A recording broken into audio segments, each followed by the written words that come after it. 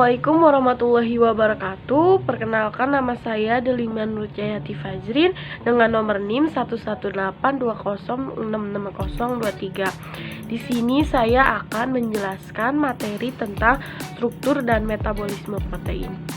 Yuk kita simak bareng-bareng. Apa sih itu protein? Protein berasal dari protos atau proteos yang berarti pertama atau utama. Protein merupakan komponen penting atau komponen utama sel hewan ataupun manusia. Adapun struktur protein meliputi yang pertama ada struktur primer, yang kedua ada struktur sekunder, yang ketiga ada struktur tersier, dan yang terakhir, yang keempat yaitu struktur kuartener. Yang pertama, struktur primer. Struktur primer ini merupakan struktur yang sederhana dengan urutan-urutan asam amino yang tersusun secara linear, yang mirip seperti tatanan huruf dalam sebuah kata, dan tidak terjadi percabangan rantai. Nah, struktur primer ini terbentuk melalui ikatan antara gugus alfa amino dengan gugus alfa karboksil. Ikatan tersebut dinamakan ikatan peptida atau ikatan amida. Struktur ini juga dapat menentukan urutan suatu asam amino dari suatu polipeptida. Oke, selanjutnya yaitu struktur sekunder. Struktur sekunder ini merupakan kombinasi antara struktur primer yang linear distabilkan oleh ikatan hidrogen antara gugus CO dan NH di sepanjang tulang belakang polipeptida. Nah, salah satu contohnya yaitu struktur sekunder adalah alpha helix dan beta pleated. Struktur ini memiliki segmen-segmen dalam polipeptida yang terlihat atau terlipat secara berulang. Nah, struktur alpha helix ini terbentuk antara masing-masing atom oksigen karbonil pada suatu ikatan peptida dengan hidrogen yang melekat ke gugus amida. Pada suatu ikatan peptida ini 4 residu asam amino di sepanjang rantai polipeptida. Pada struktur sekunder ini, beta pleated ini terbentuk melalui apa? Melalui ikatan hidrogen antara daerah linear rantai polipeptida. Beta pleated ini ditemukan dua macam bentuk. Yang pertama antiparalel dan yang kedua paralel. Nah, keduanya berbeda dalam hal pola ikatan hidrogennya. Pada bentuk konfirmasi antiparalel ini memiliki konformasi ikatan sebesar berapa? Sebesar 7A. Sementara konformasi pada bentuk paralel lebih pendek yaitu 6,5. Kalau yang tadi yang pertama itu yang ikatannya itu yang antiparalel 7A, kalau yang paralel itu lebih pendek yaitu 6,5. Kemudian jika ikatan hidrogen ini dapat terbentuk antara dua rantai polipeptida yang terpisah antara dua daerah pada sebuah rantai tunggal yang melipat sendiri yang melibatkan 4 struktur asam amino, maka dikenal dengan istilah B-turn. Kita teman-teman. Kemudian yang ketiga, struktur tersier. Dari suatu protein adalah lapisan yang tumpang tindih di atas pola struktur sekunder yang terdiri atas pemutarbalikan tak beraturan dari ikatan antara rantai samping gugus R berbagai asam amino. Nah, struktur ini merupakan konformasi 3 dimensi yang mengacu pada hubungan spesial antara struktur sekunder. Nah, struktur ini juga distabilkan oleh 4 macam ikatan, yakni ikatan hidrogen, ikatan ionik, ikatan kovalen, dan ikatan hidrofobik. Dalam struktur ini juga ikatan hidrofobik sangatlah penting bagi protein. Asam amino yang memiliki sifat hidrofobik ini akan berikatan di bagian dalam protein globular yang tidak berikatan dengan air. Sementara asam amino yang bersifat hidrofilik secara umum akan berada di mana? Di sisi permukaan luar yang berikatan dengan air di sekelilingnya.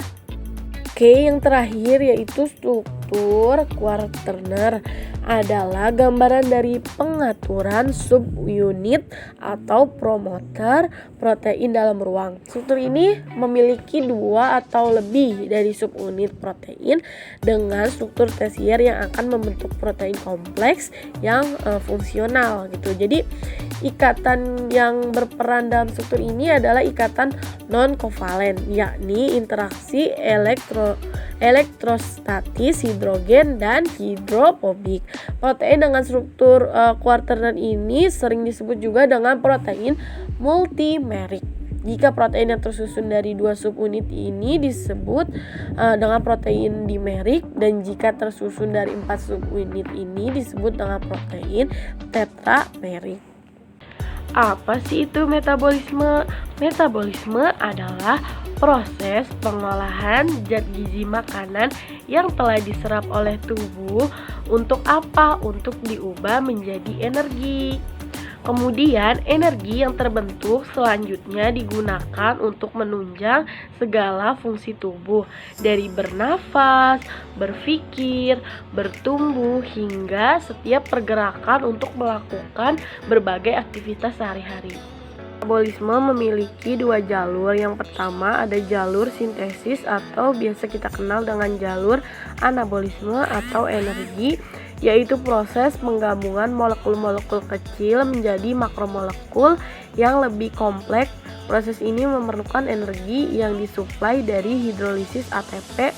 Kemudian yang kedua ada jalur degradatif atau biasa kita kenal atau kita sebut dengan katabolisme atau estrogenik. Perbedaan dengan anabolisme, katabolisme ini yaitu proses memecah molekul kompleks menjadi molekul yang lebih sederhana. Proses ini melepaskan energi yang dibutuhkan untuk mensintesis ATP. Apa itu asam amino? Asam amino dalam tubuh terutama digunakan untuk sintesis protein yang mengandung gugus amino, gugus karboksilat, dan 1 gugus yang lainnya. Tetapi jika asupan glukosa rendah, asam amino dapat diubah menjadi apa?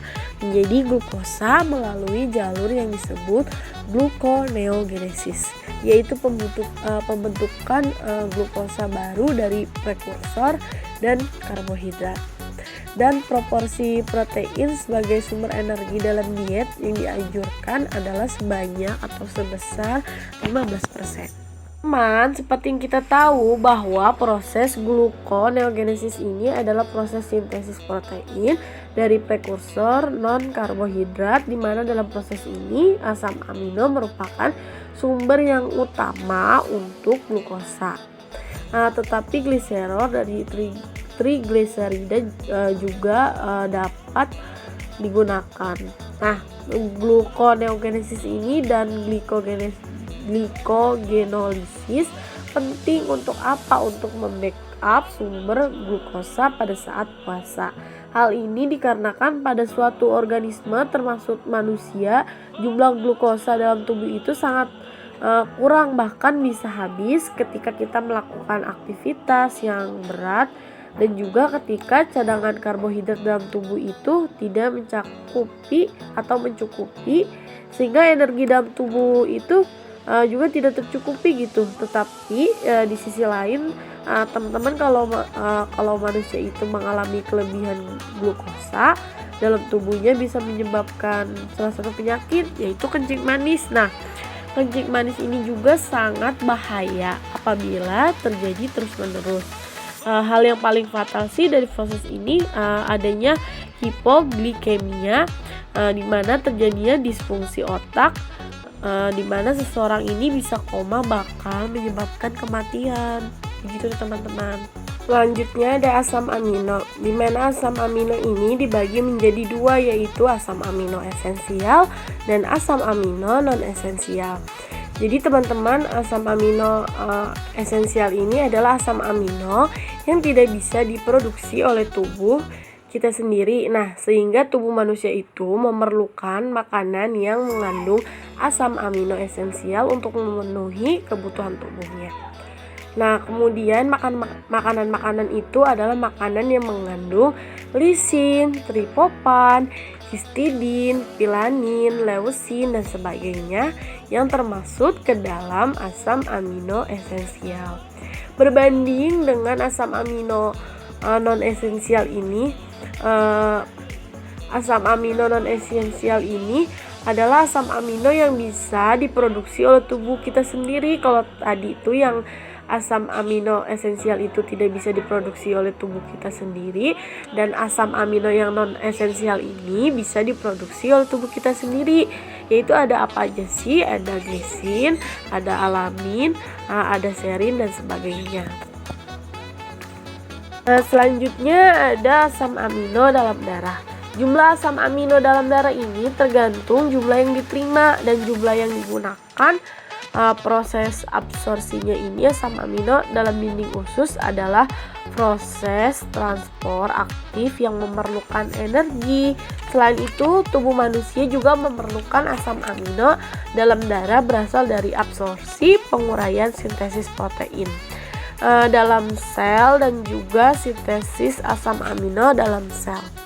Dan teman-teman, ketika kita berpuasa, konsentrasi asam amino kita itu dalam darah sekitaran 3,5 sampai 5 mg per 100 ml darah. Setelah ada 4 makanan menjadi 5 sampai 10 mg per 100 ml darah. Dan turun kembali setelah 6 jam. Asam amino dalam darah konsentrasinya diatur oleh hati. Bagaimana reaksi metabolisme asam amino? Reaksi metabolisme asam amino ini meliputi reaksi pelepasan gugus amino yang kemudian terjadi perubahan kerangka karbon. Dalam reaksi metabolisme asam amino ini terdapat beberapa tahapan ya. Tahapan yang pertama yaitu tahapan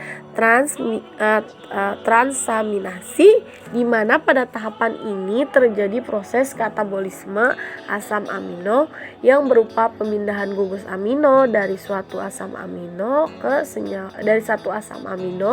senyawa yang lain, seperti senyawa keto yang berupa asam piruvat, ketoglutarat, atau oksaleosetat, sehingga senyawa keto tersebut dirubah menjadi asam amino. Sedangkan asam amino dirubah menjadi senyawa keto. Sehingga teman-teman, proses transaminasi ini bisa disebut juga sebagai tahap reversibel. Karena ketika sedang berjalan, asam aminonya itu tidak hilang tetapi berubah menjadi senyawa keto dan diterima oleh senyawa keto. Dalam proses ini enzim-enzim yang diperlukan itu adalah enzim glutamat transaminase dan enzim alamin transaminase, di mana hasil akhir dari proses transaminasi ini berupa asam glutamat yang terjadi atau proses ini terjadi di mana? Di cairan sitoplasma atau juga terjadi di mitokondria suatu makhluk hidup. Seperti itu ya teman-teman, proses transaminasi pada reaksi metabolisme asam amino. Selanjutnya yaitu reaksi metabolisme asam amino yang berupa proses katabolisme asam amino menjadi energi melalui siklus asam serta siklus urea sebagai proses pengolahan hasil sampingan pemecahan asam amino dan juga sintesis protein dari asam-asam amino. Berikut ada 2 tahapan pelepasan gugus amin dari asam amino yang berupa 1. Transaminasi. Nah, pada proses ini diperlukan enzim yang bernama aminotransferase yang berfungsi untuk apa? Untuk memindahkan gugus amin kepada alfa ketoglutarat yang menghasilkan glutamat kepada oksaleosetat yang menghasilkan aspartat. Dan yang kedua, tahapan deaminasi oksidatif yang berupa pelepasan amin dari ketamat menghasilkan ion amonium. Oke ya, ini bisa kita lihat langsung sendiri ya reaksi transaminasi ini dan deaminasi oksidatif, di mana nanti menghasilkan hasil samping yaitu berupa urea. Nah, lanjut ya, tentang jalur katabolisme. Jalur katabolisme ini merupakan proses yang menguraikan molekul kompleks menjadi senyawa sederhana yang mencakup hidrolisis protein menjadi asam amino dan ikatan peptida yang membangun rantai polipeptida dalam protein dapat diputus atau dihidrolisis menggunakan apa? Menggunakan asam basa atau enzim pemecahan ikatan peptida. Dalam kondisi asam atau basa kuat merupakan proses hidrolisis kimia dan pemecahan ikatan peptida menggunakan enzim. Nah, enzim ini merupakan proses hidrolisis biokimia reaksi hidrolisis yang akan menghasilkan produk reaksi yang berupa satu molekul dengan gugus karboksil dan molekul lainnya menjadi gugus amina. Kemudian, apa sih itu sintesis protein? Sintesis protein adalah proses pencetakan protein dalam sel. Sifat enzim atau protein sebagai pengendali dan penumbuh karakter makhluk hidup ditentukan oleh jumlah jenis dan urutan asam amino yang menyusunnya. Jenis dan urutannya asam amino ditentukan oleh ADN, yaitu asam deoksiribose nukleat. Sintesis protein ini meliputi dua langkah. Yang pertama ada transkripsi dan yang kedua ada translasi. Sekian penjelasan dari saya, semoga bermanfaat. Kurang lebihnya mohon dimaafkan. Wassalamualaikum warahmatullahi wabarakatuh.